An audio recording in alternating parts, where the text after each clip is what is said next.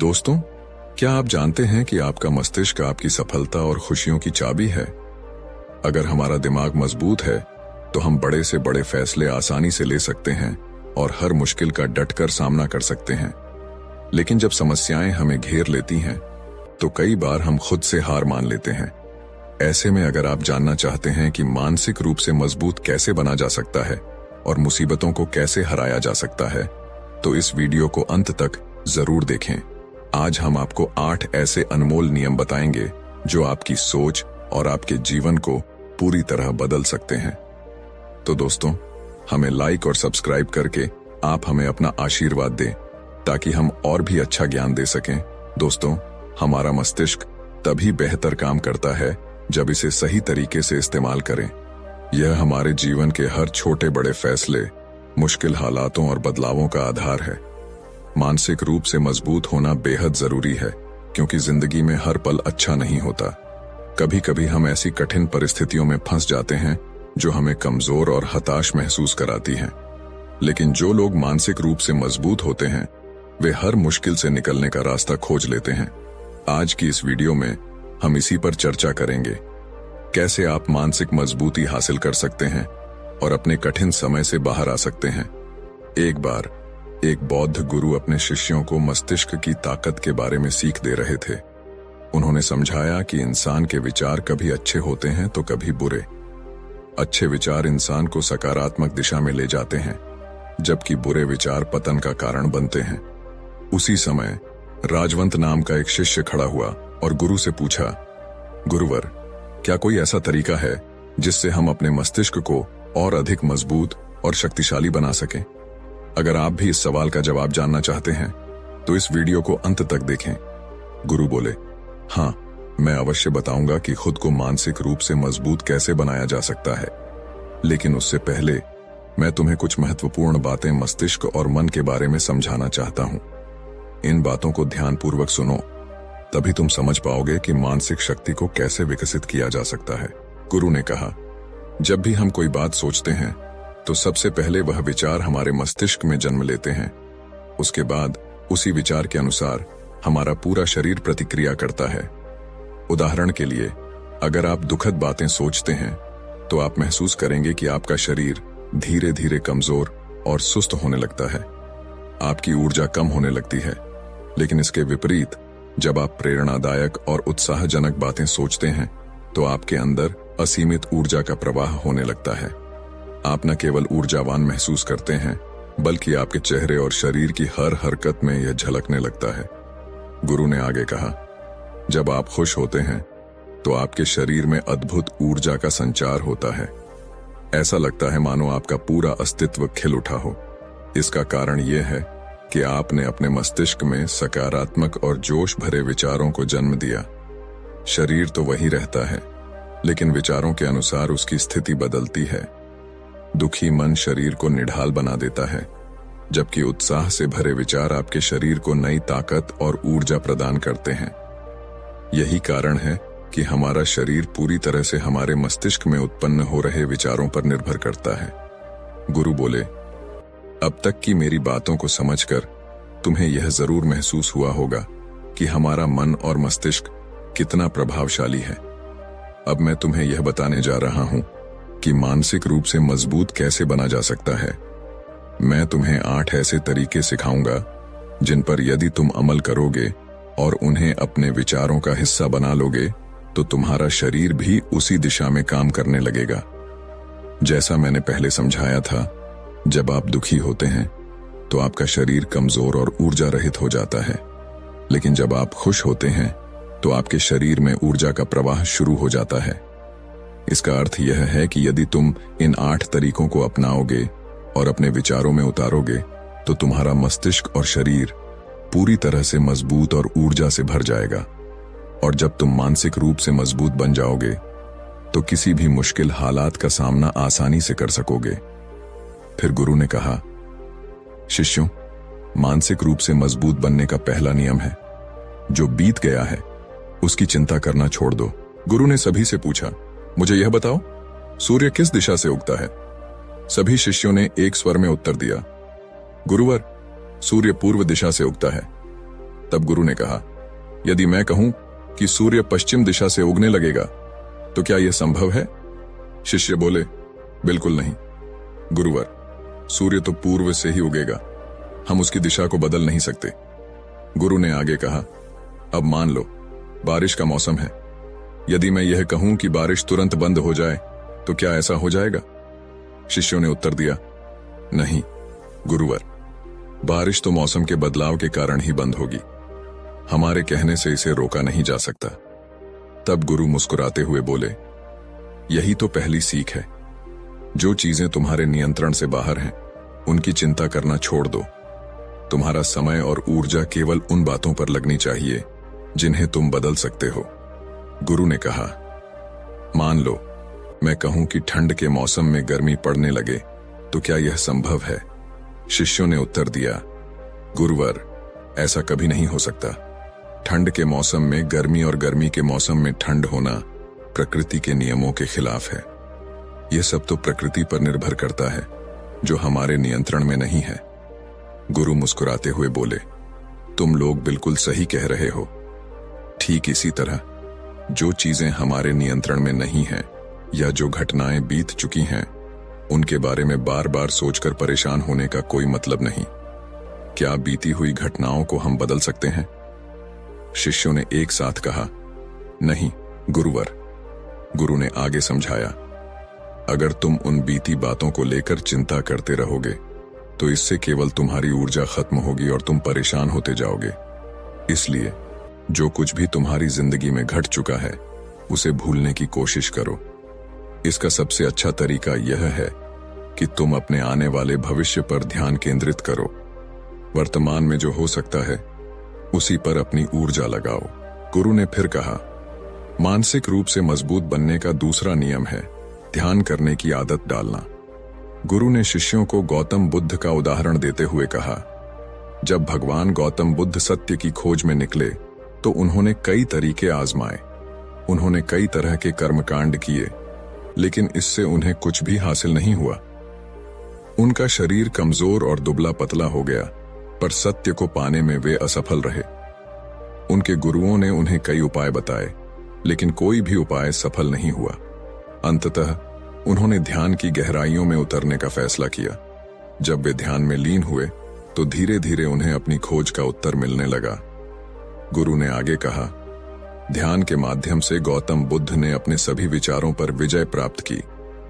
उन्होंने अपनी हर भावना पर नियंत्रण पाया, पाप के मार्ग को हराया और काम वासना पर भी विजय पाई। यह सब ध्यान की गहरी अवस्था में संभव हुआ।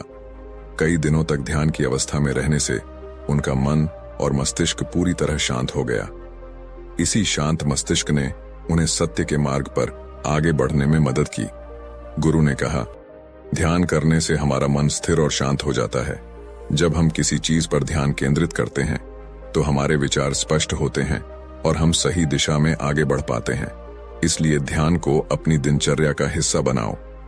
गुरु ने कहा, जब हम ध्यान करते हैं तो हमारा पूरा ध्यान उसी एक चीज पर केंद्रित हो जाता है। हमारा दिमाग इधर उधर नहीं भटकता और हम हर चीज को स्पष्टता के साथ समझने लगते हैं। ध्यान ही वह तरीका है जो न केवल हमारे मस्तिष्क को शांत करता है बल्कि इसे मजबूत भी बनाता है। गुरु ने बौद्ध भिक्षुओं का उदाहरण देते हुए कहा, बौद्ध भिक्षु हमेशा ध्यान की प्रक्रिया पर जोर देते हैं। वे कई घंटे ध्यान में बैठे रहते हैं, जिससे उनका मन और मस्तिष्क पूरी तरह शांत रहता है। जब मन शांत होता है तो विचार भी स्पष्ट होते हैं। एक शांत मन ही सही निर्णय लेने और समस्याओं का समाधान करने में सक्षम होता है। यही कारण है कि ध्यान करने वाला व्यक्ति मानसिक रूप से मजबूत होता चला जाता है। गुरु ने आगे समझाया, ध्यान के माध्यम से आप अपनी वासनाओं पर भी नियंत्रण पा सकते हैं। ध्यान आपको शक्ति देता है कि आप अपनी इच्छाओं को अपनी मर्जी के अनुसार नियंत्रित कर सकें। ध्यान ही वह माध्यम है जो आपके मन और मस्तिष्क को हर तरीके से सशक्त बनाता है। इसके बाद गुरु ने कहा, मानसिक रूप से मजबूत बनने का तीसरा नियम है बहुत ज्यादा उम्मीद मत रखना। गुरु ने कहा, तुम सबको यह समझना होगा कि तुमने इस संसार में अपनी मर्जी से जन्म लिया है। तुमने अपने कर्मों के आधार पर अपना गर्भ चुना है। लेकिन जैसे ही इंसान जन्म लेता है वह इस बात को भूल जाता है कि उसे जीवन में क्या करना है और क्या नहीं। वह संसार की मोह माया में उलझ जाता है और अपनी असली पहचान खो देता है। यही वजह है कि वह दूसरों से बहुत ज्यादा उम्मीदें लगाने लगता है। गुरु ने समझाया, जितनी ज्यादा उम्मीदें किसी व्यक्ति या वस्तु से रखोगे उतना ही अधिक दुख तुम्हें उन्हीं से मिलेगा। अगर कोई तुम्हारी उम्मीदों पर खरा नहीं उतरा तो सबसे ज्यादा तकलीफ तुम्हें उसी से होगी, क्योंकि जब उम्मीद टूटती है तो दुख गहरा होता है। इसलिए इस संसारिक जीवन में किसी भी व्यक्ति या चीज से अत्यधिक उम्मीदें मत रखो। यही तुम्हारे मानसिक शांति और मजबूती का आधार होगा। तभी एक शिष्य खड़ा होकर पूछता है, हे गुरुवर, बिना उम्मीद के जीवन कैसे जिया जा सकता है? हम सभी के मन में कुछ न कुछ लक्ष्य और इच्छाएं होती हैं। हम सबके मन में रहता है कि हमें यह करना है, वह पाना है। क्या उम्मीद और इच्छाएं रखना गलत है? गुरु मुस्कुराए और बोले, इस प्रश्न का उत्तर मैं आगे दूंगा, लेकिन सबसे पहले यह समझो कि उम्मीदों का बोझ तुम्हारे मानसिक और भावनात्मक स्वास्थ्य को कैसे प्रभावित करता है। गुरु ने शिष्यों की बात सुनकर कहा, बिना उम्मीदों के जीवन जीना मुश्किल है, लेकिन सही प्रकार की उम्मीदें ही आपको सफलता की ओर ले जाएंगी। गुरु ने समझाया, कुछ पाने की इच्छा, कुछ बड़ा बनने की लालसा आपके भीतर से आनी चाहिए, न कि किसी और व्यक्ति, वस्तु या परिस्थिति पर आधारित होनी चाहिए। मैं यह कह रहा हूं कि दूसरों से जरूरत से ज्यादा उम्मीदें मत लगाओ। अगर तुम यह सोचो कि तुम्हारा मित्र हमेशा तुम्हारे साथ खड़ा रहेगा या वह हमेशा तुम्हारे लिए वही करेगा जो तुम चाहते हो, तो यह उम्मीदें मोह और दुख का कारण बन जाएंगी। गुरु ने कहा, खुद से उम्मीद रखना सीखो। अगर तुम अपने आप से अपेक्षा रखते हो और वह पूरी नहीं होती तो दुख जरूर होगा, लेकिन वह दुख सीमित होगा। वहीं दूसरों से उम्मीद रखने पर अगर वह पूरी न हो तो गहरा दुख होता है। यही बात माता पिता और बच्चों पर भी लागू होती है। गुरु ने गंभीर स्वर में कहा, कई बार माता पिता अपने अधूरे सपनों का बोझ बच्चों पर डाल देते हैं। वे चाहते हैं कि जो उन्होंने अपने जीवन में नहीं हासिल किया वह उनके बच्चे पूरा करें। बच्चे उनकी उम्मीदों के बोझ तले दब जाते हैं और उनकी स्वतंत्रता छिन जाती है। इसीलिए मैं सभी से कहना चाहता हूं कि अपने सपनों और उम्मीदों का पहाड़ बच्चों पर मत ला दो, उन्हें अपनी राह खुद तय करने दो। फिर गुरु ने आगे कहा, मानसिक रूप से मजबूत बनने का चौथा नियम है, पहली बार में असफल होने से डरना मत। गुरु ने समझाया, अगर तुम डर को अपने ऊपर हावी होने दोगे तो असफलता निश्चित होगी। डर तुम्हारे आत्मबल और आत्मविश्वास को कमजोर करता है, और जब आत्मविश्वास डगमगाने लगे तो लक्ष्य तक पहुंचना मुश्किल हो जाता है। गुरु ने एक उदाहरण देते हुए कहा, जीवन में अगर तुम अपने लक्ष्य की ओर बढ़ रहे हो और बार बार यह सोचते हो कि अगर मैं असफल हो गया तो क्या होगा, तो यह विचार तुम्हारे भीतर डर को जन्म देगा और डर से शंकाएं पैदा होती हैं। जब शंकाएं बढ़ेंगी तो तुम्हारा मन अशांत हो जाएगा, रातों की नींद गायब हो जाएगी, बेचैनी बढ़ने लगेगी। यही डर तुम्हें असफलता की ओर धकेल देगा। गुरु ने जोर देकर कहा, इसलिए जब भी अपने लक्ष्य की प्राप्ति के लिए कदम बढ़ाओ तो मन में किसी भी प्रकार की शंका या नकारात्मक विचार मत आने दो। खुद पर भरोसा रखो। अगर एक बार असफल हो जाओ तो फिर से कोशिश करो। असफलता कोई अंत नहीं है, बल्कि यह सफलता का पहला कदम है। गुरु के ये शब्द शिष्यों के मन में गहराई तक उतर गए। उन्होंने मन ही मन ठान लिया कि वे डर को खुद पर हावी नहीं होने देंगे और हर असफलता को सफलता की ओर बढ़ने का अवसर समझेंगे। गुरु ने शिष्यों से कहा, जब भी असफलता का विचार तुम्हारे दिमाग में आएगा तुम और ज्यादा डरने लगोगे। यही डर तुम्हें रोक देगा। इसलिए जब जीवन में अपने लक्ष्य की प्राप्ति के लिए कदम बढ़ाओ तो मन में कोई शंका मत रखो। केवल और केवल अपने काम पर ध्यान केंद्रित करो। जब तुम पूरी लगन और ध्यान से काम करोगे तो डर स्वतः ही खत्म हो जाएगा। गुरु ने आगे समझाया, जब तुम अपने काम में पूरी तरह जुट जाओगे तो तुम्हारा मन लक्ष्य की ओर केंद्रित रहेगा और डर को जगह ही नहीं मिलेगी। एक बार डर खत्म हो गया तो सफलता अवश्य तुम्हारे कदम चूमेगी। इसके बाद गुरु ने कहा, मानसिक रूप से मजबूत बनने का पांचवा नियम है, कभी भी खुद को कोसो मत। गुरु ने गंभीर स्वर में समझाया, जो व्यक्ति जीवन में जितना संघर्ष करता है वह उतना ही मजबूत बनता है, और जो जितना मजबूत बनता है वह उतना ही काबिल हो जाता है। गुरु के ये शब्द शिष्यों के मन में गहराई तक उतर गए। उन्होंने मन ही मन ठान लिया कि वे डर को खुद पर हावी नहीं होने देंगे और हर असफलता को सफलता की ओर बढ़ने का अवसर समझेंगे। गुरु ने शिष्यों से कहा, जब भी असफलता का विचार तुम्हारे दिमाग में आएगा, तुम और ज्यादा डरने लगोगे। यही डर तुम्हें रोक देगा। इसलिए जब जीवन में अपने लक्ष्य की प्राप्ति के लिए कदम बढ़ाओ तो मन में कोई शंका मत रखो। केवल और केवल अपने काम पर ध्यान केंद्रित करो। जब तुम पूरी लगन और ध्यान से काम करोगे तो डर स्वतः ही खत्म हो जाएगा। गुरु ने आगे समझाया, जब तुम अपने काम में पूरी तरह जुट जाओगे तो तुम्हारा मन लक्ष्य की ओर केंद्रित रहेगा और डर को जगह ही नहीं मिलेगी। एक बार डर खत्म हो गया तो सफलता अवश्य तुम्हारे कदम चूमेगी। इसके बाद गुरु ने कहा, मानसिक रूप से मजबूत बनने का 5वां नियम है, कभी भी खुद को कोसो मत। गुरु ने गंभीर स्वर में समझाया, जो व्यक्ति जीवन में जितना संघर्ष करता है वह उतना ही मजबूत बनता है, और जो जितना मजबूत बनता है वह उतना ही काबिल हो जाता है। लेकिन अगर तुम किसी असफलता या किसी गलती के लिए खुद को बार बार कोसोगे तो यह तुम्हें मानसिक रूप से कमजोर बना देगा। गुरु ने कहा, खुद को कोसना सबसे खतरनाक आदतों में से एक है। यह तुम्हारे दिमाग की क्षमता को कम करता है, तुम्हारी सोचने समझने की शक्ति को कमजोर करता है और आत्मविश्वास को खत्म कर देता है। इसीलिए जीवन में कभी भी अपने आप को किसी भी गलती या असफलता के लिए दोष मत दो। अगर किसी कार्य में असफल हो गए या जो तुमने सोचा था वह नहीं हो पाया, तो इसका मतलब यह नहीं कि तुम हमेशा असफल रहोगे। गुरु ने उदाहरण देते हुए कहा, अगर मैं कहूं कि यह सामने आम का पेड़ है और पूछूं कि इस पर सबसे पहले कौन सा जानवर चढ़ेगा, हाथी, बंदर, गिलहरी या शेर, तो तुम सब क्या कहोगे?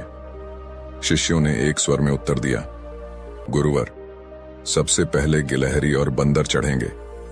गुरु ने मुस्कुराते हुए कहा, ठीक कहा, क्योंकि हाथी या शेर का पेड़ पर चढ़ना संभव नहीं है। इसका मतलब यह नहीं कि हाथी और शेर कमजोर हैं। हर व्यक्ति, हर जीव अपने स्वभाव और क्षमताओं के अनुसार ही कार्य करता है। उसी प्रकार तुमसे अगर कोई काम नहीं हुआ या किसी और ने तुम्हारी अपेक्षा बेहतर कर लिया, तो इसका यह मतलब नहीं कि तुम कमजोर हो। यह सिर्फ इस बात का संकेत है कि तुम किसी और चीज में बेहतर हो। गुरु ने अंत में कहा, खुद को कोसने की बजाय अपनी क्षमताओं को पहचानो और आगे बढ़ो। जो बीत गया है उसे भुलाकर आने वाले समय पर ध्यान केंद्रित करो। यही मानसिक रूप से मजबूत बनने का असली मार्ग है।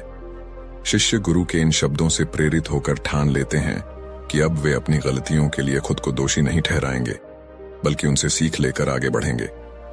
गुरु ने शिष्यों से कहा, अगर हाथी यह सोचे कि वह पेड़ पर क्यों नहीं चढ़ सकता और खुद को कोसने लगे, तो क्या यह सही होगा? शिष्य ने उत्तर दिया, गुरुवर, यह तो गलत होगा, क्योंकि हाथी तो कभी भी पेड़ पर चढ़ने के लिए बना ही नहीं है। गुरु ने मुस्कुराते हुए कहा, बिल्कुल सही। हर जीव, हर व्यक्ति अपनी क्षमताओं और स्वभाव के अनुसार कार्य करता है। ठीक इसी प्रकार हर इंसान की अपनी विशेषता होती है। कोई किसी काम में माहिर होता है तो कोई किसी और काम में। हमें यह समझना चाहिए कि जरूरी नहीं है कि जो काम दुनिया कर रही है वही हम भी करें। तुम अपनी प्रतिभा और क्षमता को पहचानो और उसी के अनुसार कार्य करो। अगर तुम अपनी क्षमताओं के हिसाब से काम करोगे तो सफलता तुम्हारे कदम जरूर चूमेगी। गुरु ने आगे कहा, मानसिक रूप से मजबूत बनने का 6वां नियम है, अपनी ऊर्जा को व्यर्थ में बर्बाद मत करो।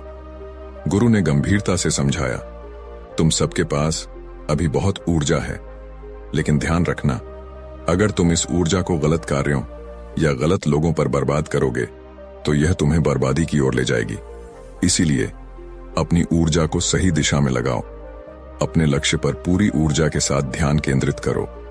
जब तुम अपनी ऊर्जा को लक्ष्य प्राप्ति में लगाओगे तो सफलता निश्चित होगी, लेकिन अगर ऊर्जा बिखरने लगेगी तो तुम कभी भी अपने उद्देश्य को प्राप्त नहीं कर पाओगे। गुरु ने शिष्यों को चेताया, अपनी ऊर्जा को व्यर्थ की चीजों में खर्च करने से बचो। इसे ऐसे कार्यों में लगाओ जो तुम्हारे विकास और सफलता के लिए महत्वपूर्ण है। गुरु ने फिर 7वें नियम की ओर ध्यान दिलाते हुए कहा, मानसिक रूप से मजबूत बनने का 7वां नियम है, सुनो सबकी लेकिन करो अपने मन की। उन्होंने समझाया, शिष्यों, सबसे पहले यह पहचानो कि तुम्हारी अपनी क्षमता क्या है। अगर तुम्हें अपनी क्षमताओं का ज्ञान है तो उसी के अनुसार कार्य करो। भले ही दुनिया के लाखों लोग कहें कि तुम यह काम नहीं कर सकते, पर तुम उनकी बातों पर भरोसा मत करना। तुम्हारा शरीर, तुम्हारा मन और तुम्हारी क्षमता तुम्हारी अपनी है और तुम्हारे बारे में सबसे ज्यादा तुम ही जानते हो। कोई और व्यक्ति तुम्हें तुम्हारे से बेहतर नहीं जान सकता। गुरु ने जोर देकर कहा, अगर तुम्हें अपनी क्षमता का पता है तो उसी के अनुसार कार्य करो। कुछ लोग किसी कार्य को जल्दी कर लेते हैं तो कुछ को समय लगता है, लेकिन इसका मतलब यह नहीं कि कोई कमजोर है। हर व्यक्ति का अपना तरीका और अपनी गति होती है। इसलिए दूसरों की सुनो, लेकिन अंत में वही करो जो तुम्हें सही लगे और जो तुम्हारी क्षमता के अनुकूल हो। गुरु के ये शब्द सुनकर शिष्य प्रेरित हुए और उन्होंने ठान लिया कि वे अपनी ऊर्जा को सही दिशा में लगाएंगे और अपने मन की बात सुनकर अपनी क्षमताओं के अनुसार ही कार्य करेंगे। गुरु ने शिष्यों से कहा, तुम सबको अपनी क्षमता के बारे में सबसे ज्यादा जानने का हक है, इसीलिए अपनी क्षमता के हिसाब से ही कार्य का चुनाव करो। जब तुम अपनी क्षमता के अनुसार काम करोगे और अपने अंदर की आवाज को सुनोगे तो तुम जीवन में जरूर आगे बढ़ोगे। गुरु ने आगे समझाया, कई बार लोग अपनी क्षमता को पहचान नहीं पाते। वे दूसरों की बातों के मुताबिक काम करने लगते हैं और अपना बहुमूल्य समय इस तरह बर्बाद कर देते हैं। वे बिना सोचे समझे किसी कार्य को करने में जुट जाते हैं, सिर्फ इस वजह से कि दूसरों ने कहा था। लेकिन ऐसे लोग कभी भी अपने लक्ष्य को प्राप्त नहीं कर सकते, क्योंकि जो अपनी क्षमता को नहीं पहचान पाता वह जीवन में कभी भी सफलता नहीं प्राप्त कर सकता।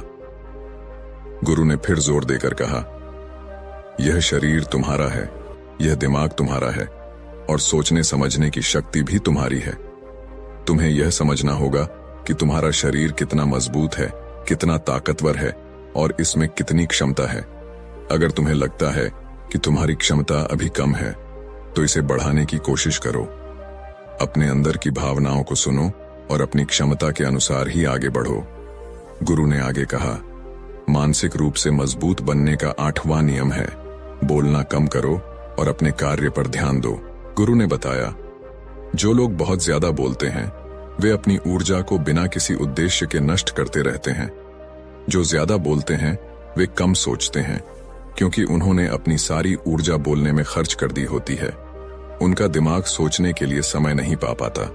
वहीं जो लोग कम बोलते हैं उन्हें सोचने का ज्यादा समय मिलता है, और जब तुम किसी विचार पर या किसी विषय पर अधिक ध्यान दोगे तो तुम सफलता की दिशा में आगे बढ़ोगे, क्योंकि तुम्हारे दिमाग में सही विचार आएंगे जो तुम्हें अपने लक्ष्य को प्राप्त करने में मदद करेंगे। गुरु ने शिष्यों से कहा, अगर मैं तुमसे सवाल पूछता हूं तो तुम पहले सोचते हो और फिर जवाब देते हो, लेकिन अगर कोई यहां पर बैठा है और बिना सोचे समझे बोलता है तो इसका मतलब है कि वह अपनी ऊर्जा को नष्ट कर रहा है। गुरु ने कहा, सोच समझकर बोलो और ज्यादा बोलने से बचो, ताकि तुम्हें अपने कार्य पर ध्यान देने और सफलता की दिशा में आगे बढ़ने का पूरा समय मिले। गुरु ने शिष्यों से कहा, अगर कोई शिष्य बहुत ज्यादा बोलता है तो वह अपनी ऊर्जा को व्यर्थ कर देता है। जब वह बात कर रहा होता है तो वह हमारे साथ और हमारी बातों पर ध्यान नहीं दे पाता है। यदि हम उससे प्रश्न पूछेंगे तो वह शायद गलत उत्तर देगा, क्योंकि उसने अपनी ऊर्जा बोलने में ही लगा दी होगी। इसके विपरीत जो शिष्य शांत रहता है और हमारी बातों को ध्यान से सुनता है वह सोच विचार करके सही जवाब देता है। इसलिए शिष्यों को कम बोलने का अभ्यास करना चाहिए। गुरु ने बताया, जब तुम कम बोलने का अभ्यास करोगे तो तुम किसी भी विषय या विचार पर ज्यादा ध्यान दे पाओगे, और जब तुम अच्छे से सोच सकोगे तो समस्या का समाधान जरूर निकलेगा। कम बोलने से तुम्हारी ऊर्जा भी बचती है और इस ऊर्जा का उपयोग तुम सोचने में कर सकते हो। गुरु ने शिष्यों को समझाया, यह थे मानसिक रूप से मजबूत बनने के 8 नियम। अगर तुम इन 8 नियमों का पालन यकीन के साथ अपनी जिंदगी में करते हो तो तुम मानसिक रूप से बेहद मजबूत बनोगे। फिर कोई भी परेशानी या रुकावट तुम्हारी जिंदगी में नहीं आएगी। कोई भी समस्या आएगी तो तुम उसका डट कर सामना कर पाओगे।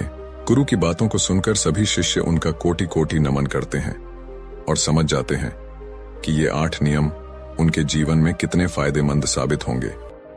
वे गुरु को प्रणाम करते हैं और उस दिन की शिक्षा पूरी होती है। सभी शिष्य अपने आश्रम की ओर लौटते हैं। गुरु ने इस शिक्षा के अंत में कहा, दोस्तों, उम्मीद है कि इस वीडियो से आपको कुछ महत्वपूर्ण बातें सीखने को मिली होंगी। यह वीडियो आपको ऐसी बातें बताएगा जो आपके जीवन को पूरी तरह से बदल सकती हैं। हम सब रात को खाना खाकर तुरंत सो जाते हैं, लेकिन क्या आप जानते हैं कि यही हमारी बीमारियों का कारण बनता है? गुरु ने आगे बताया, हमारे शरीर में 80% बीमारियां इस आदत की वजह से होती हैं। हम खुद ही अपनी बीमारियों को आमंत्रित करते हैं। गुरु ने शिष्यों को जीवन के कुछ और महत्वपूर्ण पहलुओं के बारे में बताया और उनकी शिक्षा इस तरह समाप्त हुई जो उनके जीवन में गहरे बदलाव लाने वाली थी। गुरु ने शिष्यों से कहा, बच्चों, क्या आप सभी को यह पता है कि हम लंबे समय तक स्वस्थ कैसे रह सकते हैं? शिष्यों ने उत्तर दिया, गुरुदेव, हमें इस बारे में जानकारी नहीं है। कृपया हमें इसके बारे में विस्तार से बताइए। गुरु मुस्कुराए और बोले, एक छोटा सा नियम है जिसे यदि हम अपने जीवन में अपनाते हैं तो हम अनेकों बीमारियों से बच सकते हैं, और यह नियम है, रात को पेट भरकर खाना खाने से बचो। गुरु ने आगे कहा, जब हम रात को बहुत अधिक खाना खाते हैं तो वह हमारे शरीर पर बहुत बुरा असर डालता है। यह न केवल हमारी पाचन क्रिया को प्रभावित करता है, बल्कि हमारे शरीर में बीमारियों को भी आमंत्रित करता है। अगर हम रात को सोते समय खाली पेट होते हैं तो हमारे शरीर में ढेर सारी सकारात्मक बदलाव हो सकते हैं। शिष्य हैरान होकर गुरु से पूछते हैं, गुरुदेव, आप कह रहे हैं कि हम रात को खाली पेट सोएं, लेकिन क्या इससे कोई फायदा होगा? गुरु ने जवाब दिया, हाँ, बिल्कुल। यदि आप 1 महीने तक खाली पेट सोते हैं तो आप अपनी 80% बीमारियों से मुक्त हो सकते हैं। यह आपके शरीर को पूरी तरह से स्वस्थ बना देगा। आपको डरने की आवश्यकता नहीं है, क्योंकि मैं आपको भूखा सोने के लिए नहीं कह रहा हूं। बस इतना ही कि रात को सोने से पहले आपका पेट खाली होना चाहिए। गुरु ने समझाया, जब आप पेट भर कर सोते हैं तो आपका शरीर भोजन को पचाने में व्यस्त रहता है और इस दौरान शरीर में सुधार या रिपेयरिंग की प्रक्रिया नहीं हो पाती। लेकिन अगर आप खाली पेट सोते हैं तो शरीर खुद को रिपेयर करने का काम शुरू कर देता है। यह आपके पाचन तंत्र को आराम देने के साथ साथ आपके शरीर के अन्य हिस्सों में भी सुधार करता है। गुरु ने शिष्यों को और भी विस्तार से समझाया, अगर आप यह नियम 1 महीने तक पालन करेंगे तो आप देखेंगे कि आपकी ऊर्जा स्तर में वृद्धि होगी, आपकी नींद में सुधार होगा और आप खुद को ज्यादा ताजगी महसूस करेंगे। ये छोटे बदलाव आपके जीवन को लंबा और स्वस्थ बना सकते हैं। गुरु की बातें सुनकर शिष्य समझ गए कि यह ज्ञान उनके लिए बहुत महत्वपूर्ण है और वे इसे अपने जीवन में जरूर अपनाएंगे। गुरु ने फिर कहा, दोस्तों, अगर आपने इस वीडियो को अधूरा छोड़ दिया तो आप एक ऐसी जानकारी से वंचित रह जाएंगे जो आपके जीवन को बदल सकती थी। इसलिए इस कहानी को अंत तक जरूर देखिए और हाँ, चैनल को सब्सक्राइब करना न भूलें और वीडियो को लाइक करें। तो आगे बढ़ता है कहानी के कहानी ध्यान से सुनना। गुरु ने शिष्यों से कहा, बच्चों, तुम्हें यह समझना बहुत जरूरी है कि हमारे शरीर में एक प्राण शक्ति होती है जो हमारे सभी कार्यों को संपादित करती है।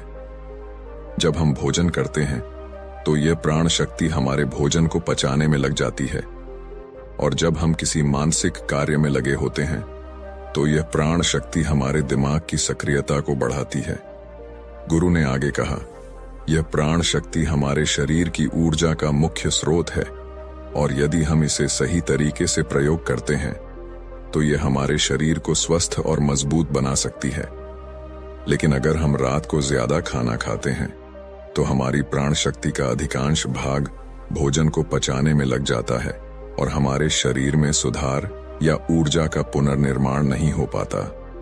गुरु ने फिर शिष्यों को बताया, अब तुम सोचो, यदि तुम रात को खाली पेट सोते हो तो तुम्हारी प्राण शक्ति पूरी तरह से स्वतंत्र हो जाती है और यह तुम्हारे शरीर की मरम्मत करने, ऊर्जा को पुनः भरने और तुम्हारी सेहत को बेहतर बनाने का काम करती है।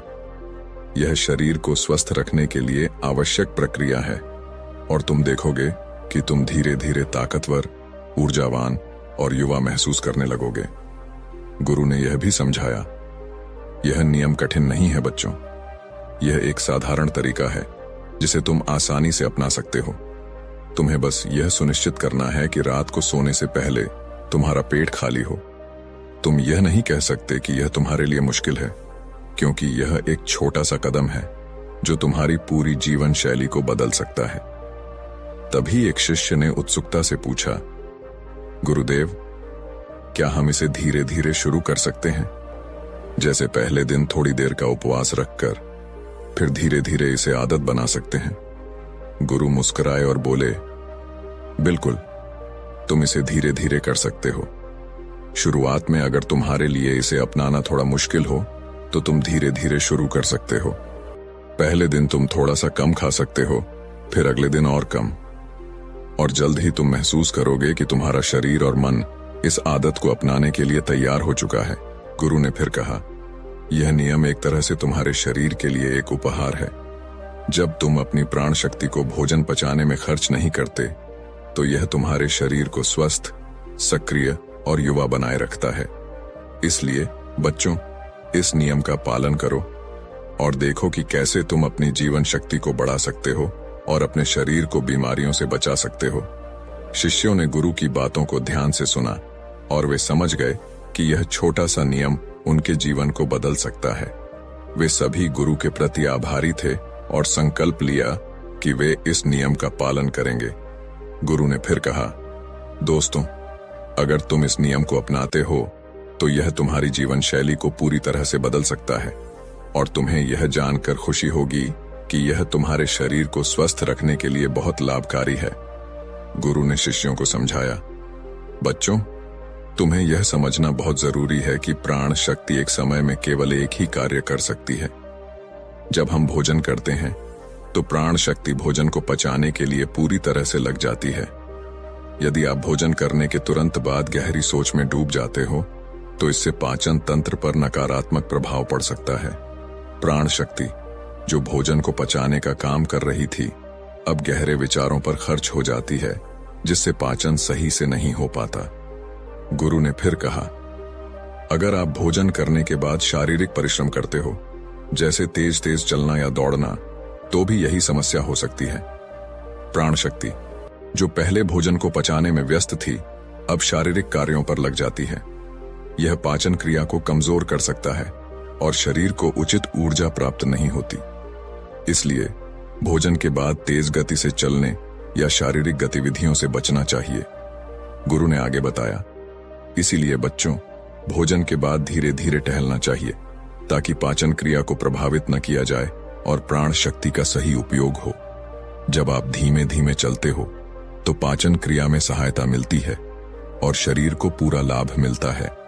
फिर गुरु ने एक और महत्वपूर्ण बात बताई, अब तुम सभी यह समझ ही गए हो कि प्राण शक्ति एक समय में केवल एक काम कर सकती है, लेकिन जब आप देर रात भोजन करते हो तो इससे आपके शरीर पर 3 प्रभाव पड़ते हैं। पहले प्रभाव के बारे में बताता हूं। गुरु ने कहा, पहला प्रभाव यह है कि आपकी जठराग्नि यानी पाचन अग्नि सूर्य के साथ काम करती है। जैसे ही सूर्य उगता है, आपकी पाचन शक्ति भी सक्रिय हो जाती है। यह ऊर्जा दिन के समय भोजन पचाने के लिए तैयार रहती है, लेकिन जब आप रात को देर से भोजन करते हो तो यह पाचन अग्नि कमजोर हो जाती है, क्योंकि सूर्य के साथ उसकी ऊर्जा जुड़ी होती है। गुरु ने शिष्यों को और समझाया, इसलिए देर रात भोजन करना शरीर के लिए उचित नहीं होता। रात में शरीर को आराम की जरूरत होती है और जब आप देर रात खाना खाते हो तो पाचन प्रक्रिया ठीक से नहीं हो पाती, जिससे शरीर को पूर्ण लाभ नहीं मिलता। गुरु की बातों को ध्यान से सुनकर शिष्य समझ गए कि देर रात खाना न खाना और भोजन के बाद शारीरिक गतिविधियों से बचना उनके स्वास्थ्य के लिए कितना महत्वपूर्ण है। गुरु ने शिष्यों से कहा, अब तुम्हें यह 3 प्रभाव समझ में आ गए होंगे। पहला प्रभाव तो यह था कि रात में भोजन करने से पाचन अग्नि कमजोर हो जाती है, जो दिन के समय बेहतर काम करती है। गुरु ने फिर शेष प्रभावों के बारे में बताया और शिष्यों ने इस ज्ञान को ध्यान से सुना, यह जानकर कि यह सब उनके जीवन को स्वस्थ बनाने के लिए महत्वपूर्ण था। गुरु ने शिष्यों को समझाया, अगर आप सूर्यास्त के बाद भोजन करते हैं तो आपकी जठराग्नि मंद हो जाती है और उस समय भोजन को पचाना बहुत कठिन हो जाता है। यदि आप सूर्यास्त से पहले भोजन करते हो तो जठराग्नि ठीक से कार्य करती है और भोजन का सही तरीके से पाचन होता है। जब आप सूर्यास्त के बाद खाते हो तो वह भोजन पचने में समय लेता है और शरीर में लंबे समय तक रुका रहता है, जिससे उसमें सड़न पैदा होने लगती है। यह सड़न विष बनकर आपके शरीर के लिए हानिकारक हो जाती है। गुरु ने कहा, इसलिए यदि आप सूर्यास्त से पहले हल्का भोजन करें तो यह आपके शरीर के लिए बहुत लाभकारी रहेगा और पाचन प्रक्रिया सही से काम करेगी। फिर गुरु ने तीसरे प्रभाव के बारे में बताया। जब आप भोजन करने के तुरंत बाद सोने चले जाते हो तो प्राण शक्ति जो आपके शरीर की मरम्मत में मदद करती है, वह भोजन को पचाने में पूरी तरह से व्यस्त हो जाती है। इससे शरीर में मरम्मत की प्रक्रिया रुक जाती है। गुरु ने कहा, आपकी प्राण शक्ति एक समय में एक ही कार्य कर सकती है। जब आप तुरंत सोने चले जाते हो तो प्राण शक्ति पाचन में लग जाती है और शरीर की मरम्मत नहीं हो पाती है। लंबे समय तक ऐसा होने पर शरीर में कई बीमारियां उत्पन्न हो सकती हैं। गुरु ने शिष्यों से कहा, आपको यह समझना है कि भोजन के बाद सोने से बचना चाहिए ताकि शरीर में मरम्मत की प्रक्रिया जारी रह सके। यही कारण है कि जब आप सोने से पहले खाना खाते हो तो प्राण शक्ति भोजन को पचाने में व्यस्त हो जाती है और शरीर को ठीक से आराम और मरम्मत नहीं मिल पाती। फिर गुरु ने एक और महत्वपूर्ण प्रभाव बताया। तीसरा प्रभाव यह है कि जब आप भोजन करके तुरंत सो जाते हो तो दिमाग और शरीर के बीच विरोधाभास पैदा हो जाता है। दिमाग चाहता है कि उसे नींद मिले, लेकिन पाचन तंत्र सक्रिय रहता है और उसे काम करने के लिए समय चाहिए। इस स्थिति में नींद गहरी नहीं हो पाती है और शरीर को आराम नहीं मिलता। गुरु ने कहा, इसका परिणाम यह होता है कि आप भले ही 7 घंटे या 8 घंटे सोते हो, लेकिन सुबह उठने में कठिनाई होती है। आप दिन भर थका हुआ महसूस करते हो और ऊर्जा की कमी महसूस करते हो। यह सब इस कारण होता है कि नींद गहरी नहीं हो पाती है और शरीर को पूरा आराम नहीं मिलता है। गुरु ने शिष्यों से कहा, तो बच्चों, यह सब प्रभाव हमारे शरीर पर होते हैं जब हम भोजन के तुरंत बाद सोने जाते हैं। इसलिए आपको यह समझना चाहिए कि भोजन करने के बाद थोड़ा समय जागते रहना चाहिए ताकि पाचन प्रक्रिया पूरी हो सके और शरीर को पूरी नींद और आराम मिल सके। गुरु ने शिष्यों से कहा, जब आप भोजन करते हैं और फिर सोने जाते हैं तो आपकी प्राण शक्ति पाचन पर पूरी तरह से केंद्रित हो जाती है। इस कारण शरीर की मरम्मत का कार्य नहीं हो पाता। पूरी रात प्राण शक्ति भोजन को पचाने में लगी रहती है और जब आप सुबह उठते हैं तो आप फिर से कुछ खाते हैं। इससे आपकी प्राण शक्ति बार बार पाचन कार्य में ही लगी रहती है और शरीर के अन्य महत्वपूर्ण कार्य मंद पड़ जाते हैं। यह स्थिति शरीर के लिए हानिकारक है। गुरु ने फिर बताया, अगर आप सूर्यास्त के बाद भारी भोजन करते हैं तो इससे आपकी पाचन प्रणाली बिगड़ जाती है। इसके बाद आप कई उपाय करते हैं इसे सुधारने के लिए, लेकिन प्राकृतिक प्रणाली जिसे परमात्मा ने हमें दी है को नजरअंदाज कर देते हो। यह स्वाभाविक प्रणाली है जो शरीर को खुद ही साफ करती है और बीमारियों को ठीक करती है। गुरु ने शिष्यों से कहा, अब ध्यान से सुनो, तुम्हारे शरीर की बीमारियां खुद ही ठीक हो सकती हैं, लेकिन इसके लिए तुम्हें कुछ बातें समझनी होंगी। सबसे पहले तुम्हें रात 7 बजे से पहले अपना भोजन करना है। अगर तुम 7 बजे से पहले भोजन कर लेते हो और फिर रात 9 से 10 बजे तक सोने जाते हो तो तुम्हारे पास 3 घंटे का समय होता है जिसमें वह हल्का भोजन पेट से नीचे उतरकर ठीक से पच जाता है। गुरु ने समझाया, यदि तुम 7 बजे भोजन करते हो तो लगभग 10 बजे तक आधा भोजन पच जाता है और जो बचा हुआ होता है वह रात 1 बजे तक पूरी तरह से पच जाता है। उसके बाद रात 1 बजे के बाद प्राण शक्ति शरीर की मरम्मत के कार्य में लग जाती है और वह हीलिंग प्रक्रिया शुरू हो जाती है। फिर गुरु ने एक और महत्वपूर्ण बात बताई। प्राण शक्ति को ठीक से काम करने के लिए आपको 2 तरीकों से भूखा रहना पड़ता है। मैं तुम्हें उपवास करने के लिए नहीं कह रहा हूं, क्योंकि उपवास हर किसी के लिए संभव नहीं होता। मैं तुम्हें अर्ध उपवास या प्रातःकालीन उपवास करने की सलाह दे रहा हूं। इस उपवास में आपको 16 घंटे का उपवास रखना होता है। यह उपवास शरीर को पूरी तरह से साफ करने और मरम्मत करने का समय देता है।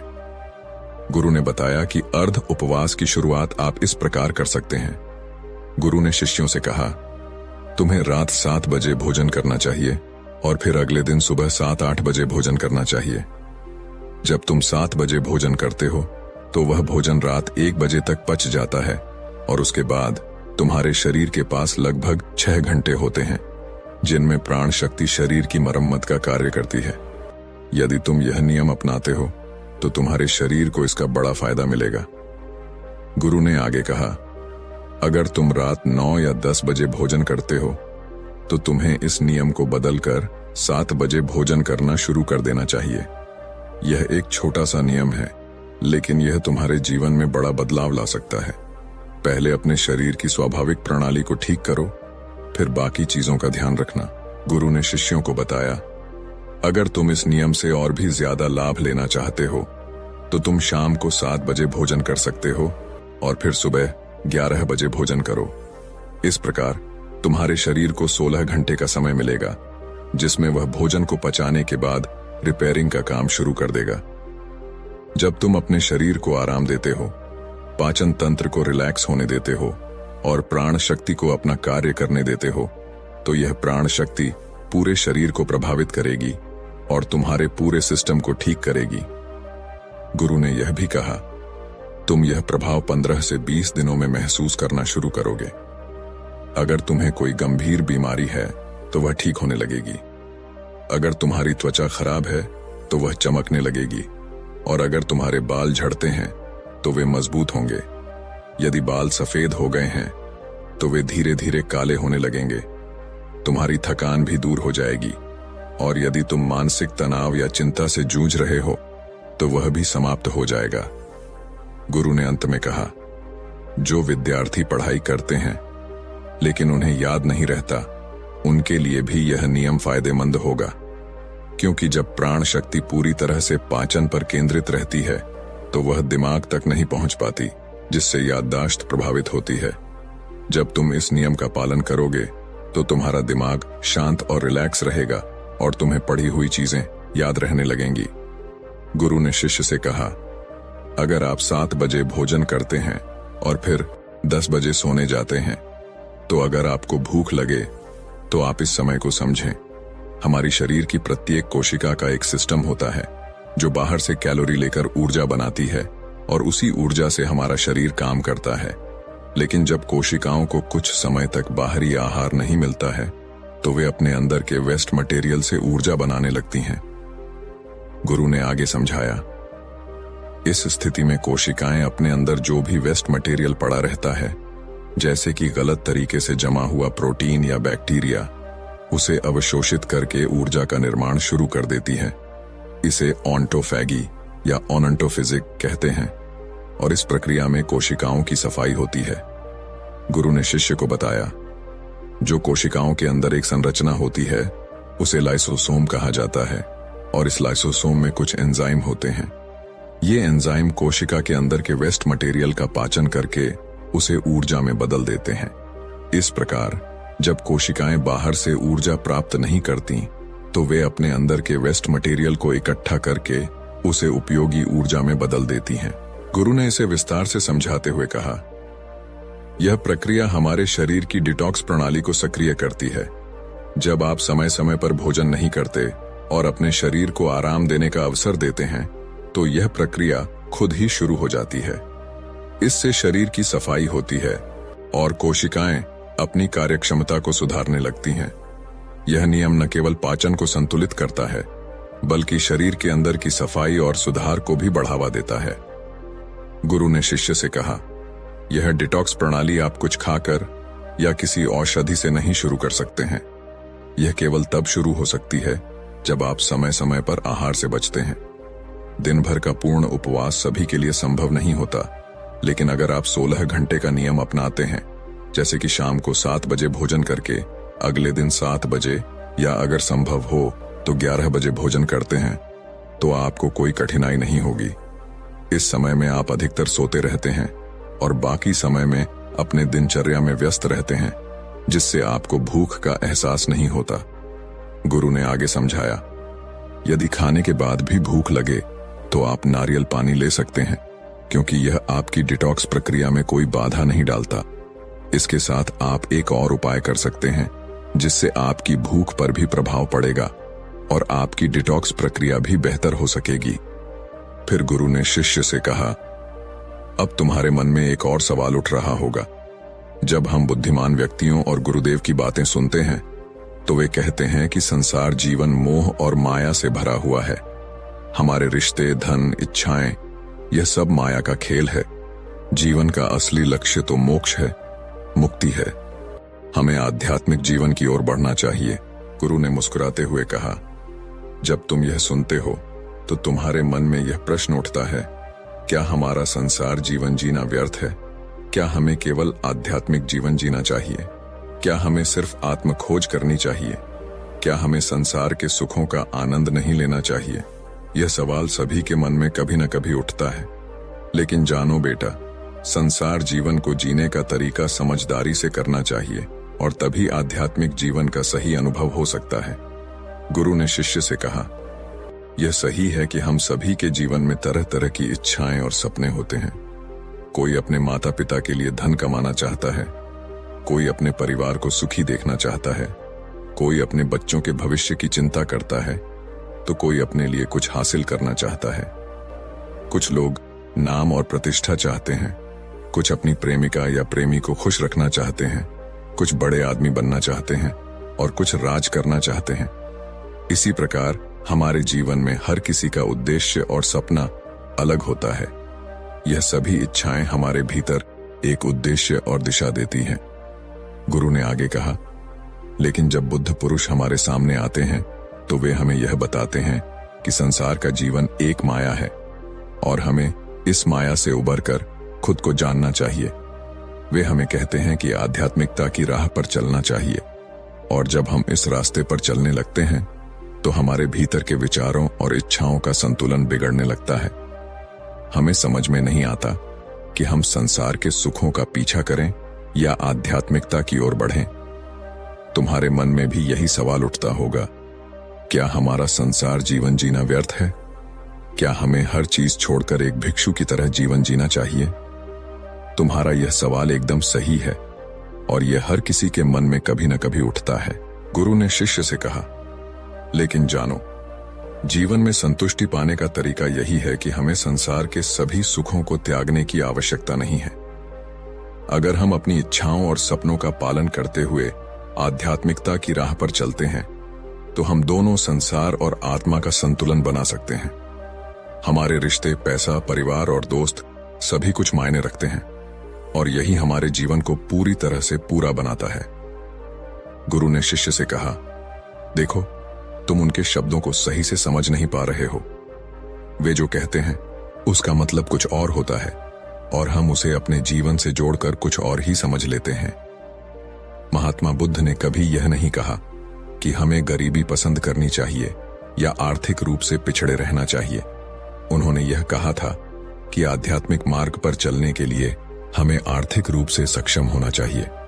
यह महत्वपूर्ण है कि हमारे पास संसाधन हो ताकि हम आत्मा की खोज में आगे बढ़ सकें।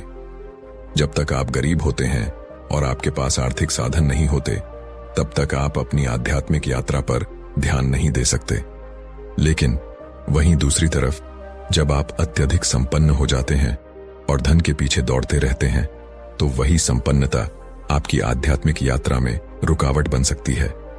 गुरु ने शिष्य से कहा, महात्मा बुद्ध और अन्य महापुरुषों ने अपनी बातें बहुत ही सरल और सीधी भाषा में कही हैं, लेकिन हम अक्सर उन शब्दों का गलत अर्थ निकालते हैं। हम उनकी बातों को अपनी रोजमर्रा की जिंदगी से जोड़ने की कोशिश करते हैं, जो बिल्कुल गलत है। वे लोग जो जीवन में कुछ बड़ा हासिल करने के लिए काम करते हैं, उनके लिए अपने शब्दों का सही अर्थ समझना बहुत जरूरी है। यह बात कुछ इसी तरह है कि हम उनकी बातों को समझते नहीं हैं और उनका गलत अर्थ निकालकर उसे अपने जीवन में उतारते हैं। इससे हम अक्सर अपने जीवन को पूरी तरह से बर्बाद कर लेते हैं। गुरु ने एक कहानी सुनाते हुए आगे कहा, एक बार की बात है, महात्मा बुद्ध अपने नगरवासियों को उपदेश दे रहे थे। वह कह रहे थे, संसार के माया जाल में मत फंसो, संसार से ऊपर उठो, तभी तुम संसार को सही ढंग से समझ पाओगे। वे कह रहे थे कि जो व्यक्ति समय पर अच्छे कर्म नहीं करता और बुरे कामों में लिप्त हो जाता है, वह संसार के जाल में फंस जाता है। लेकिन जो व्यक्ति बुद्धिमानी से काम करता है और अपने कर्मों को सही दिशा में लगाता है, वह जीवन में संतुष्टि और शांति पा सकता है। उस व्यापारी का मन भारी हो गया। उसने सोचा, क्या मैं सचमुच महात्मा बुद्ध की बातों को समझ पाया था? क्या मेरी भलाई के लिए उनका उपदेश सही था? क्या मैं केवल उनकी बातों में आकर अपने जीवन और परिवार को बर्बाद कर रहा हूं? वह यह सोचते सोचते अपने अतीत के बारे में सोचने लगा, जब उसका व्यापार सफल था और उसका परिवार खुशहाल था। वह समझने लगा कि महात्मा बुद्ध की बातों का असल अर्थ क्या था। उसे अब यह महसूस होने लगा कि आध्यात्मिक जीवन का मार्ग अपने कर्मों को सही दिशा में लगाना है, न कि दुनियादारी से पूरी तरह से भाग जाना। उसके सामने अब यह प्रश्न था कि क्या वह फिर से अपने जीवन को संवार सकता था और अपने परिवार के लिए कुछ कर सकता था। उसने फिर अपने व्यापार को फिर से शुरू करने की ठानी, लेकिन इस बार वह एक नया दृष्टिकोण अपनाने वाला था। वह अब सिर्फ अपनी सफलता के लिए नहीं, बल्कि अपने परिवार और समाज के भले के लिए काम करना चाहता था। वह अपने काम में मेहनत करेगा, लेकिन इस बार वह दुनिया की मोह माया से परे होकर अपने कर्मों में संतुलन लाने का प्रयास करेगा। अब वह धनी व्यापारी समझ गया था कि महात्मा बुद्ध का उपदेश यह नहीं था कि हमें सभी भौतिक सुखों को छोड़ देना चाहिए, बल्कि यह था कि हमें संतुलन बनाए रखना चाहिए और संसार की मोह माया में पूरी तरह से नहीं फंसना चाहिए। उसे यह एहसास हुआ कि आत्मा की खोज करने के लिए भी हमें अपने जीवन की जिम्मेदारियों को समझना और निभाना होता है। उसे लगा कि अगर वह अपने कर्मों को सही दिशा में लगाए और परिवार के लिए भी जिम्मेदारी समझे, तो वह संतुष्टि और शांति पा सकता है। उसने फिर से अपने व्यापार को सही तरीके से चलाना शुरू किया और अपने परिवार के साथ जीवन में संतुलन बनाकर खुशी पाई। महात्मा बुद्ध ने उस व्यापारी की बातों को ध्यान से सुना और चुपचाप उसका आक्रोश सहन किया। फिर उन्होंने शांति से उत्तर दिया, तुम जो कह रहे हो वह केवल तुम्हारी स्थिति को दर्शाता है, लेकिन तुम्हारी नाराजगी तुम्हारे भीतर की असमझी को दिखाती है। जीवन की सच्चाई केवल धन या भौतिक सुख में नहीं है, बल्कि वह हमारे भीतर है। तुमने जो किया वह एक भूल थी, पर यह तुम्हारी सीख का हिस्सा है। तुम्हारी मुसीबतें तुम्हारे कर्मों का परिणाम है, लेकिन इसका यह मतलब नहीं है कि तुम्हारा जीवन व्यर्थ है। हर कठिनाई में एक नई सीख छिपी होती है। महात्मा बुद्ध की बातें सुनकर व्यापारी का मन शांत हुआ। वह सोचने लगा, क्या सचमुच मैंने अपनी कठिनाइयों को अपने कर्मों का परिणाम समझकर इसे सहन किया है? क्या मैं अपनी जिंदगी में फिर से सही दिशा पा सकता हूं? बुद्ध ने फिर उसे एक उदाहरण दिया। मान लो तुम एक यात्रा पर हो, रास्ते में तुम गिरते हो, घाव भी लगते हैं, लेकिन क्या इसका मतलब है कि तुम्हें अपनी यात्रा छोड़ देनी चाहिए? क्या तुम हर बार गिरने के बाद अपनी यात्रा को छोड़ दोगे? व्यापारी को बुद्ध के शब्दों का अर्थ समझ में आने लगा। वह समझने लगा कि जीवन में मुसीबतें आना स्वाभाविक हैं और वह अपने जीवन में सिर्फ भौतिक सुखों के पीछे नहीं भाग सकता। असली सुख और शांति तभी मिल सकती है जब वह अपनी कठिनाइयों को समझे और उन्हें जीवन के एक भाग के रूप में स्वीकार करे। वह अब यह समझ चुका था कि महात्मा बुद्ध का उपदेश यह नहीं था कि हमें पूरी तरह से भौतिक सुखों को त्याग देना चाहिए, बल्कि यह था कि हमें संतुलन बनाए रखना चाहिए। जीवन में संतुलन और आत्मनिरीक्षण ही असली शांति का मार्ग है। व्यापारी ने महात्मा बुद्ध से क्षमा मांगी और वचन लिया कि वह अपने कर्मों का पुनर्मूल्यांकन करेगा और जीवन में एक नया दृष्टिकोण अपनाएगा। उसने फिर से अपने परिवार के लिए काम करना शुरू किया, लेकिन अब वह संतुलन और समर्पण के साथ काम करता था, न कि केवल अपने भौतिक सुख के लिए। धीरे धीरे उसने अपने व्यापार को फिर से सुधारा और अपने परिवार को खुशहाल जीवन देने में सक्षम हो गया। उसकी मेहनत और सही दिशा ने उसे फिर से संतुष्टि और शांति दी और वह समझ गया कि मुक्ति और शांति केवल संसार से भाग जाने में नहीं, बल्कि अपने कर्मों को सही तरीके से निभाने में ही है। वह व्यक्ति थोड़ी देर के लिए चुप रहा और फिर बोला, नहीं, मैंने कभी किसी हाथी को हवा में उड़ते हुए नहीं देखा।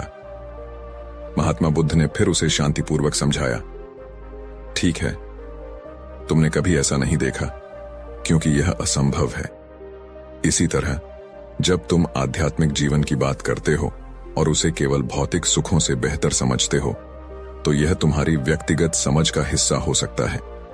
यह तुम्हारी स्थिति से जुड़ा हुआ है, लेकिन इसका मतलब यह नहीं है कि हर किसी का अनुभव एक जैसा होता है। व्यक्ति ने आश्चर्यचकित होकर पूछा, तो फिर आप क्या कहना चाहते हैं? महात्मा बुद्ध ने गहरी सांस ली और कहा, मैं यह कहना चाहता हूं कि आध्यात्मिक जीवन का मतलब यह नहीं है कि हमें भौतिक सुखों का त्याग कर देना चाहिए या पूरी तरह से संसार से कट जाना चाहिए। असल में इसका उद्देश्य है आत्मा की सच्ची शांति की प्राप्ति, जो हमें किसी भी बाहरी स्थिति या परिस्थितियों से परे होती है। तुम्हारे पास जो भी था वह तुम्हारे कर्मों और तुम्हारे मन की स्थिति का परिणाम था। अगर तुमने अपनी स्थिति को समझा और उससे बाहर आने की कोशिश की, तो तुम्हारा आध्यात्मिक मार्ग वही है जो तुम्हें सही दिशा दिखाता है। व्यक्ति ने फिर पूछा, तो क्या आप कह रहे हैं कि जो मैं खो चुका हूं वह एक धोखा था? महात्मा बुद्ध ने उसे शांतिपूर्वक उत्तर दिया, नहीं बेटा, यह धोखा नहीं था। यह सिर्फ एक जीवन का अनुभव था। जो तुमने खोया वह तुम्हारे मन की इच्छा और उसके पीछे की भावनाओं का परिणाम था। जब हम किसी चीज के प्रति बहुत अधिक आसक्ति और मोह रखते हैं, तो वह चीज हमारे जीवन में हमारी शांति और सुख को छीन लेती है। लेकिन यदि हम अपनी इच्छाओं और मोह को नियंत्रित कर सकते हैं, तो हम अपने जीवन में सच्ची शांति और संतुलन पा सकते हैं। व्यक्ति ने अब महसूस किया कि महात्मा बुद्ध की बातें न केवल भौतिक सुखों से अलग थीं, बल्कि वे जीवन के गहरे अर्थ को समझने के लिए थीं। उसने सोचा, क्या सचमुच संसार और आध्यात्मिक जीवन दोनों को संतुलित करना संभव है? महात्मा बुद्ध ने फिर उसे समझाते हुए कहा, संसार में रहकर भी आत्मा की शांति पाई जा सकती है, लेकिन इसके लिए तुम्हें अपने भीतर की इच्छाओं और आकर्षणों को सही दिशा में मोड़ने की आवश्यकता है। जो कुछ भी तुमने खोया वह तुम्हारे जीवन का हिस्सा था, लेकिन तुम्हें अपने मन और आत्मा की शांति की ओर बढ़ने की जरूरत है। यही वास्तविक मुक्ति है। वह व्यक्ति अब महात्मा बुद्ध की बातों को समझने लगा और उसकी आंखों में एक नई आशा चमकने लगी। उसने सोचा, शायद यह मेरी जीवन की सच्ची दिशा है और मुझे अपने भीतर की शांति को खोजना चाहिए। महात्मा बुद्ध मुस्कुराते हुए उस व्यक्ति से कहते हैं, ठीक कहा तुमने, हर व्यक्ति मेहनत करता है और अपने परिवार का पालन पोषण करने के लिए धन कमाता है, लेकिन क्या तुमने कभी यह सोचा है कि यह जो पैसे वह कमाता है, क्या वह उसे सच्चे सुख के लिए लाता है? वह व्यक्ति थोड़ी देर के लिए चुप रहा और फिर बोला, क्या आप कहना चाहते हैं कि मेहनत से कमाए हुए पैसे से खुशी नहीं मिल सकती? महात्मा बुद्ध ने शांतिपूर्वक उत्तर दिया, बिल्कुल, मेहनत से कमाए पैसे से तुम्हें जरूर कुछ भौतिक सुख मिल सकते हैं, लेकिन क्या वह सुख स्थायी है? क्या तुम्हें यह लगता है कि केवल धन से ही तुम्हारे जीवन की सच्ची शांति मिल सकती है?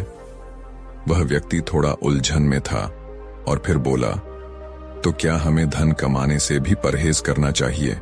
महात्मा बुद्ध ने समझाते हुए कहा, धन कमाना गलत नहीं है, लेकिन धन के पीछे अपनी पूरी इच्छाओं और आकांक्षाओं को लगाना गलत है। अगर तुम केवल धन के लिए जीवन जीते हो, तो तुम असल में अपनी आत्मा की शांति खो बैठते हो। वास्तविक सुख तो तब आता है जब तुम अपनी इच्छाओं को नियंत्रित कर लेते हो और जीवन में संतुलन स्थापित करते हो। वह व्यक्ति अब और ध्यान से सुनने लगा। महात्मा बुद्ध ने आगे कहा, यह जो भिक्षा हम प्राप्त करते हैं वह कोई साधारण वस्तु नहीं है, यह हमारे अच्छे कर्मों का फल है। यह भिक्षा जो तुम्हारे द्वारा दान दी जाती है, उसका उद्देश्य केवल भौतिक आवश्यकता को पूरा करना नहीं है। इसका उद्देश्य है आत्मा को शांति और संतुष्टि देना, जो तुम भौतिक चीजों से प्राप्त नहीं कर सकते। वह व्यक्ति अब समझने लगा और गहरे विचारों में खो गया। महात्मा बुद्ध ने फिर कहा, तुम अपने कर्मों को देखकर ही यह समझ पाओगे कि जीवन में असली सुख और शांति किसमें है। जो चीजें तुम खो चुके हो वे केवल भौतिक रूप से तुम्हारी इच्छाओं से जुड़ी थीं, लेकिन असली शांति और संतोष तो आत्मा की उन्नति में है।